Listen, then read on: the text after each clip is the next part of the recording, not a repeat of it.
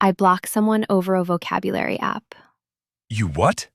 A whole person, gone, because of how they talked about flashcards. That is... Okay, that is unhinged. That is genuinely unhinged. No, what's unhinged is spending 2 years studying vocabulary and still freezing up the second a native speaker looks at you.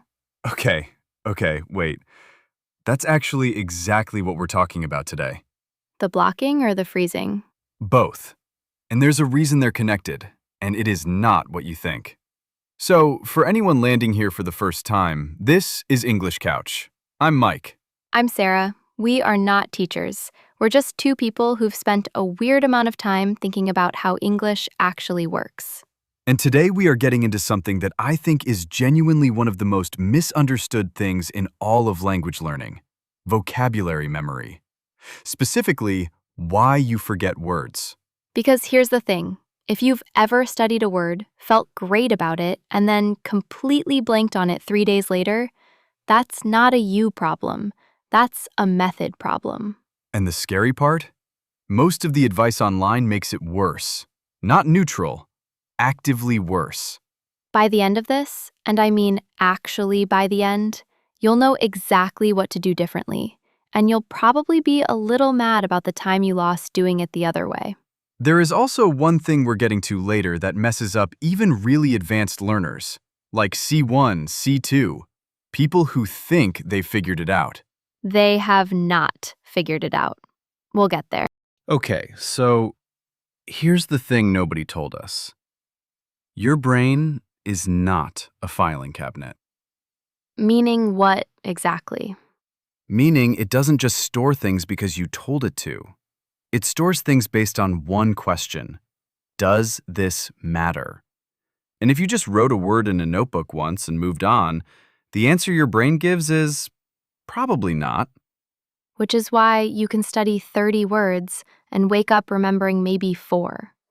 And it's not even the 4 you tried hardest on. It's always the random ones, the ones you glanced at twice. Okay, but why those? Because something made them feel real.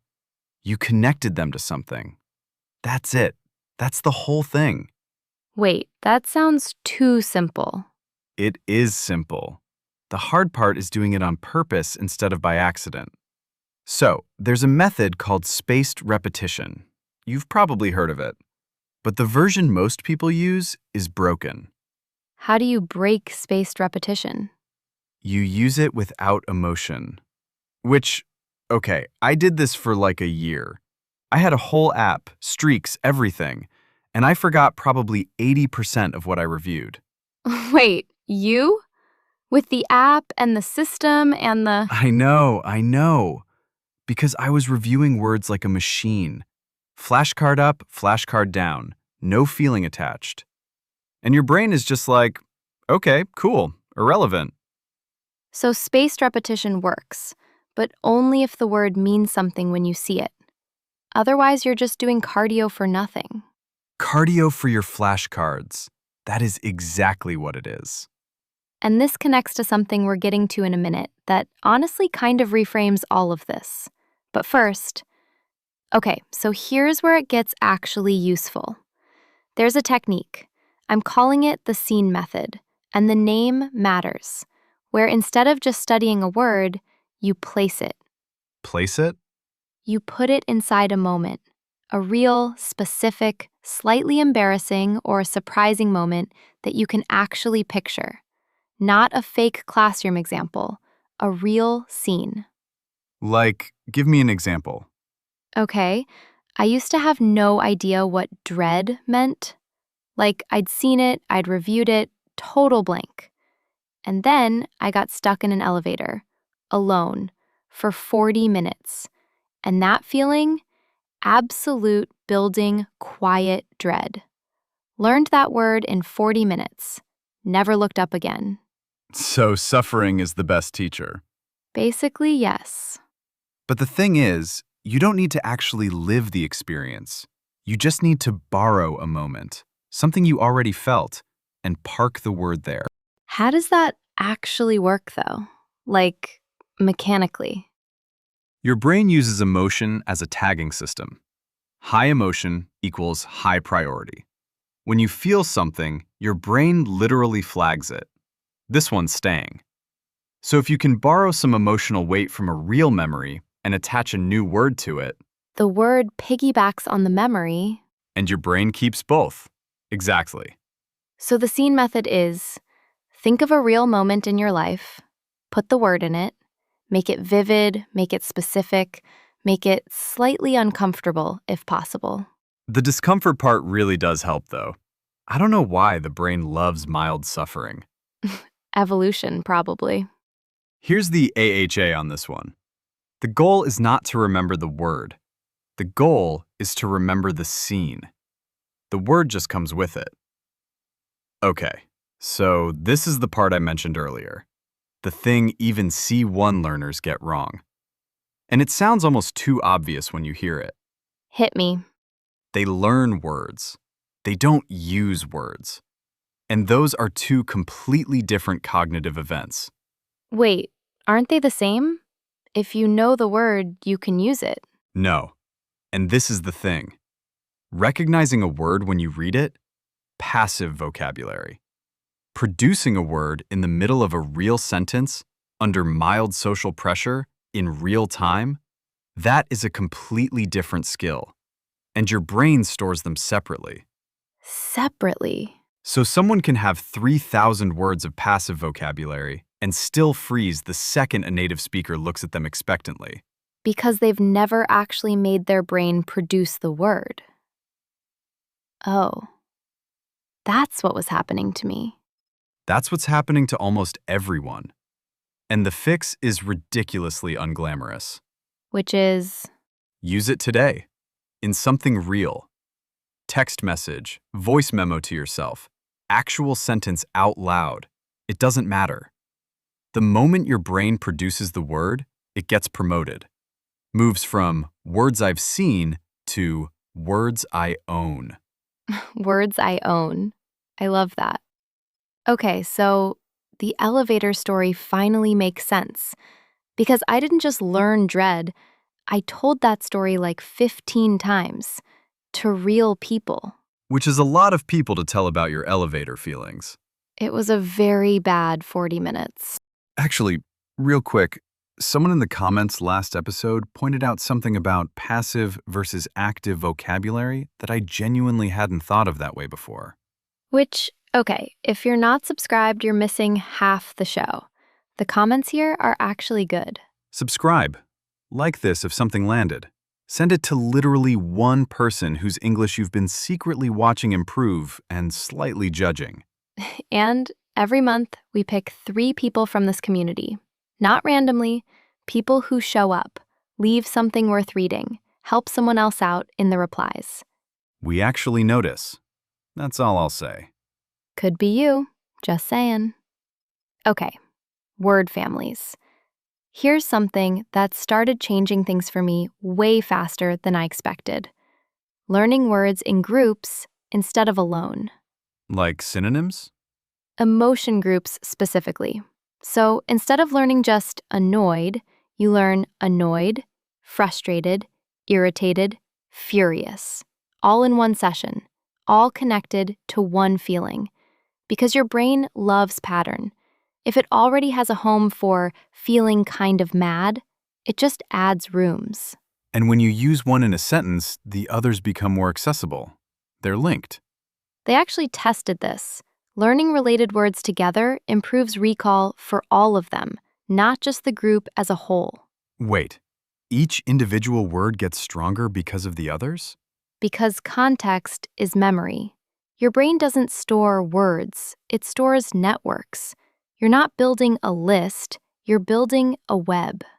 Okay, and then there's the environment piece, which sounds passive but genuinely isn't.